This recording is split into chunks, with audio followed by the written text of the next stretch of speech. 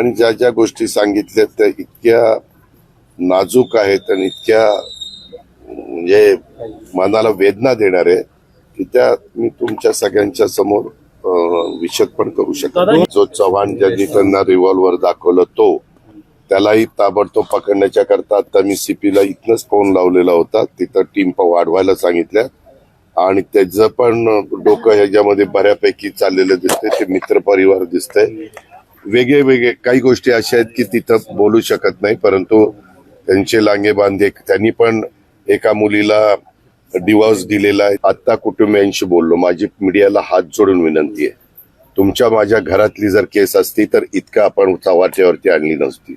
मेहरबानी करा, तुम्हाला इतकं वकिलापेक्षा जास्त ज्ञान मिळालेलं आहे. अशा पद्धतीनं केलं तर उद्या काही कलम अशी घातली आणि त्या कलमाच्या संदर्भात तशा प्रकारचे पुरावे तुम्ही सादर केले नाही तर केस वीक होते. ही गोष्ट समजून घ्या. ही घटना घडल्यानंतर मी आमच्या पिंपरी चिंचवडचे सीपी चौबे म्हणून आहेत त्यांना मी ताबडतोब सांगितलेलं होतं की ही अतिशय चुकीची घटना आहे आणि त्याच्यामध्ये कुठल्याही परिस्थितीमध्ये कुणाची हायगाय करायची नाही, कुणाचा राजकीय हस्तक्षेप आला तरी म्हणायचं नाही. त्यामध्ये त्या मुलीला ज्या पद्धतीनं त्यांनी छळलेलं आहे त्या सगळ्या गोष्टी जे जे कोणी संबंधित असतील त्यांना ताबडतोब पकडलं गेलं पाहिजे. त्याच्यात पोलिसांनी त्यांच्या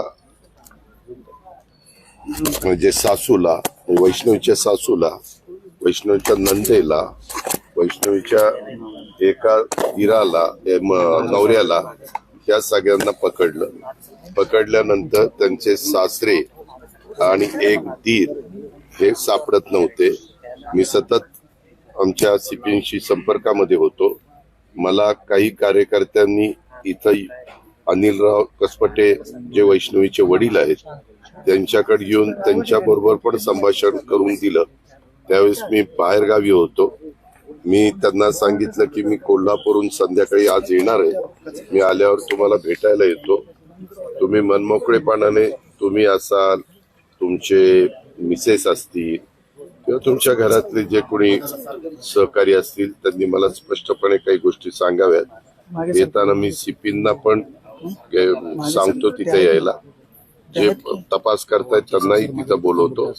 अजून काही वेगवेगळ्या पद्धतीची माहिती असेल तर ती पण दिली गेली पाहिजे. त्याच्यातनं अजून एक व्यक्ती पुढे आलेली आहे, त्यांचं आडनाव चव्हाण म्हणून आहे, ज्यांनी आपल्या इथल्या छोट्या बाळाला आणत असताना चुकीच्या पद्धतीनं काही गोष्टी केलेल्या आहेत, ते रेकॉर्डवर आलेलं आहे. त्यांच्याबद्दल पण टीम पाठवल्यात. काल टीम पहिल्या 3 होत्या, आम्ही वाढवायला सांगितल्या. वाढवल्यानंतर सीपींनी सांगितलं होतं तसं सगळ्या टीमलाच की आज जर ते मिळाले नाही तर मग म्हणले ज्या काही पुढच्या गोष्टी करायच्या ते मला नाईलाजास्तव कराव्या लागतील. आणि मग सगळ्या वेगवेगळ्या जे फोन आहेत ते फोन बदलत होते असं पोलिसांचं म्हणणं, परंतु ते सगळी त्यांनी सापळे रचले आणि त्याच्यातनं त्या दोघांना पकडण्यात त्यांना त्या ठिकाणी यश आलं. कुठल्याही परिस्थितीत त्यांचे पीसी घेऊन यामध्ये वेगवेगळी जी कलमं आहेत त्या कलमाचा अंतर्भाव करून हे सगळी केस अतिशय चांगल्या पद्धतीच्या सरकारी वकील, मी त्यांनाही कुटुंबियांना विचारलं की तुमचं काय म्हणणं आहे. त्यांनी 1-2 नावं दिलेली आहेत, त्यांच्याशी पण आम्ही बोलणार आहे, कारण उद्याच्याला सरकारी वकिलांच्यावर पण कुठलाही दबाव येता कामा नये आणि यांना न्याय कसपटे परिवाराला मिळाला पाहिजे. या प्रकारे सगळ्या गोष्टी चालू आहेत. त्यांना सतत रोज काही नवीनची माहिती मिळाली तर त्यांना द्यायला सांगितलेले. आणि याच्यात फास्टॅगवर मी उद्या मुख्यमंत्र्यांच्या बरोबर आम्ही दोघंही दिल्लीला जाणार आहे. त्यावेळेस आम्ही बरोबरच आहोत 2 तास विमानामध्ये. त्यावेळेस मी त्यांना सांगणार की बाबा ही केस आपल्याला पुढं फास्टॅगवर चालवायची आणि त्या प्रकारे मुख्यमंत्र्यांनी पण लक्ष घातलेलं त्याच्यावर ते चालवतील. आज ते पण मगाशी कोल्हापूर विमानतळावर होते, परंतु मी पुण्याला का आलो आणि ते दिल्लीला गेले. अशी सगळी पार्श्वभूमी आहे. आणि ज्या ज्या गोष्टी सांगितल्या त्या इतक्या नाजूक आहेत आणि इतक्या म्हणजे मनाला वेदना देणार आहे की त्या मी तुमच्या सगळ्यांच्या समोर विशद पण करू शकतो. दोन महत्वाचे मुद्दे त्यांनी मागणी केली कुटुंबियांनी. एक तर कुटुंबियांनी काही महत्वाच्या मागण्या केल्या होत्या. एक त्याच्यात त्यांच्याकडे वेपनची लायसन्स आहे, ती लायसन्स त्याबद्दल पण सांगितलेलं आहे. जे आमचे सीपी पुण्याचे त्यांच्या अंडर येणारा एरिया आहे तिथल्या एकाचं लायसन आहे. जो चव्हाण ज्यांनी त्यांना रिव्हॉल्वर दाखवलं तो, त्यालाही ताबडतोब पकडण्याच्या करता आता मी सीपीला इथनच फोन लावलेला होता. तिथं टीम वाढवायला सांगितल्या आणि त्याचं पण डोकं ह्याच्यामध्ये बऱ्यापैकी चाललेलं दिसतंय. ते मित्रपरिवार दिसतंय. वेगळे वेगळे काही गोष्टी अशा आहेत की तिथं बोलू शकत नाही, परंतु त्यांचे लांगे बांधे. त्यांनी पण एका मुलीला डिवोर्स दिलेला आहे. त्यांची मुलगी काहीतरी 7 वर्षाची आहे.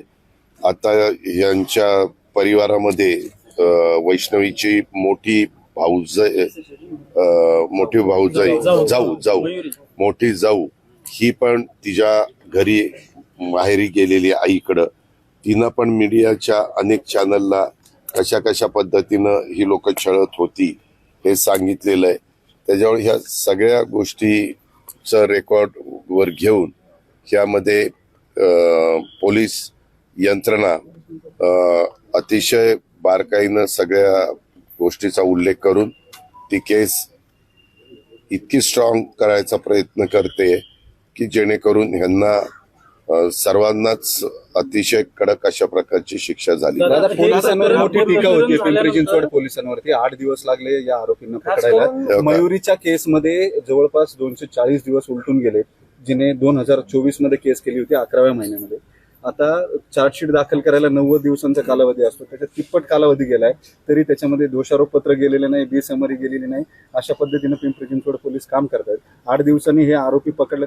मूळ पहिली सेन्सिटिव्हिटी गुन्हा दाखल होण्यापासून आरोपी फरार होण्यापर्यंत फार लाईटली ही केस पिंपरी चिंचवड पोलिसांनी घेतलेली दिसते. कुठलीही आत्ताची या कुटुंबियांना फार पाठपुरावा करावा लागला, तेव्हा FIR दाखल झाली. मी आता कुटुंबियांशी बोललो. माझी मीडियाला हात जोडून विनंती आहे, तुमच्या माझ्या घरातली जर केस असती तर इतकं आपण चव्हाट्यावरती आणली नसती. आज ते घरातले ज्या मुलीचे आई, त्या मुलीचे वडील आणि नातेवाईकांनी सांगितलं की आम्हाला पोलिसांचं अतिशय चांगल्या प्रकारचं सहकार्य आहे असं त्यांनी नमूद केलं. त्यांनी सांगितलं की ही केस लवकरात लवकर संपवा आणि यांना सगळ्यांना असं शासन करा की यांना कायमची अद्दल घडली पाहिजे. अशा प्रकारचं झालेलं आहे. मी तुम्हाला सांगतो, हे अनिलराव कसपट्यांच्या बद्दल सांगतोय. मयुरीच्या संदर्भातली केस आता मीडियामध्ये आलेली आहे, ती वेगळी केस आहे. ही केस वेगळी आहे. ती केस पुढे आलेली आहे. पुन्हा त्याच्या संदर्भामध्ये जे कोणी संबंधित ज्या सीपीच्या अंडर मयुरीची केस येते त्यांना सांगितलं जाईल, कारण ह्याच्यामध्ये मुख्यमंत्र्यांनी आणि आम्ही सर्वांनीच लक्ष घातलेलं आहे.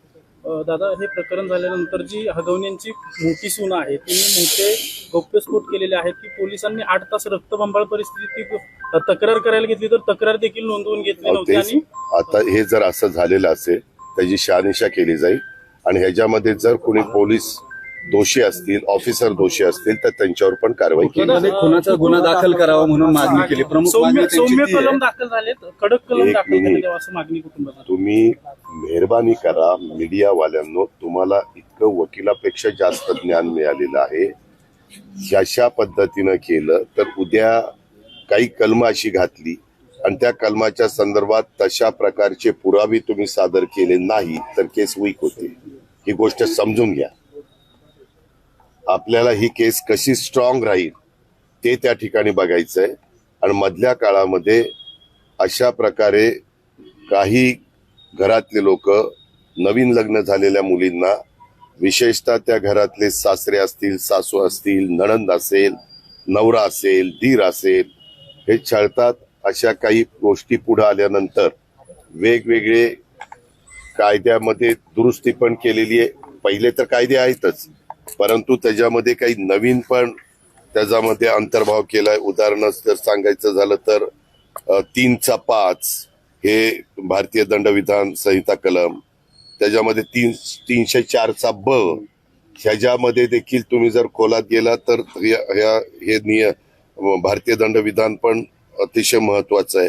आणि ह्याच्यात आता 80चा 2, 108, 118चा 1, 115चा 2, 352, 351चा 2, 3चा 5, त्याचबरोबर 304चा ब, 306, 324, 323, 504, 506, 34 प्रमाणे ते गुन्हे दाखल केलेले आहेत. एवढी आपण कलमं टाकलेली आहेत. तुम्ही म्हणताय त्या गोष्टीचा मी पण विचार केलेला होता, परंतु मी आता त्याला जे उत्तर दिलं ते पण तेवढंच महत्वाचं आहे.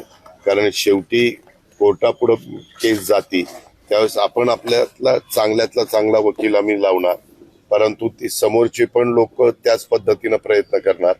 त्यावेळेस आपली कुठल्याही बाबतीमध्ये केस मध्ये कमकुवतपणा राहता कामा नये. दादा, कसपट हे कुटुंब असेल किंवा मयुरी असेल, यांनी जे आयजी आहेत जालिंदर सुपेकर यांचं नाव घेतलेलं आहे महत्वाचं, आणि या प्रकरणात हगवणेला जालिंदर सुपेकर मदत करत होते आणि त्यांच्या नावाने धमकी देखील दिली जायची दोन्ही सुनांना, असं समोर येते. आणि दोघांनी माझ्या पण समोर आलं. मी जालिंदर सुपेकरांशी बोललो. जालिंदर सुपेकरांना सांगितलं की ही मॅटर तुम्ही बघताय, वेगवेगळ्या अधिकाऱ्यांच्या वेगवेगळ्या तुमच्या पण काही अधिकाऱ्यांच्या ओळखी असू शकतात, सगळ्यांच्याच कोणाकोणाच्या ओळखी असतात. त्यांना सांगितलं की अशा पद्धतीनं दबक्या आवाजात बोललं जातं. यदा कदाचित कुठं फोनचं किंवा कुठं असं काही कनेक्शन जोडलं गेलं तर ते निश्चितपणे त्याच्या संदर्भामध्ये सरकार किंवा आमचा विभाग हायगाय करणार नाही. ते म्हणाले की माझा ह्याच्याशी दुरान्वय पण संबंध नाही. धन्यवाद. शेवटचा प्रश्न